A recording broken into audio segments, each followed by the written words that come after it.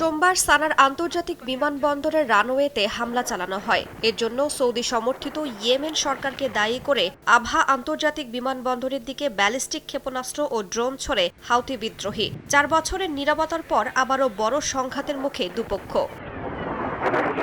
এ ঘটনায় বিস্ফোরক তথ্য প্রকাশ করেছে মার্কিন সংবাদ মাধ্যম এক্সিওস। সংবাদ মাধ্যমটির প্রতিবেদনে বলা হয়েছে, হাউথির বিরুদ্ধে সামরিক অভিযান শুরুর আগে সৌদি যুবরাজ মোহাম্মদ বিন সালমান হোয়াইট হাউসকে পরিকল্পনার কথা জানান এবং প্রেসিডেন্ট ডোনাল্ড ট্রাম্পের সমর্থন চান। যুক্তরাষ্ট্রের 2 কর্মকর্তার বরাতে প্রতিবেদনে আরও বলা হয়, ট্রাম্প সেই অভিযানে সবুজ সংকেত দেন। বিশ্লেষকদের মতে এর মধ্য দিয়ে হাউথির সঙ্গে বড় ধরনের সংঘাতের আশঙ্কায় সামরিক ও কূটনৈতিকভাবে ওয়াশিংটনের সহায়তা নিশ্চিত করতে চাইছে রিয়াদ, এমনটাই ইঙ্গিত পাওয়া যায়।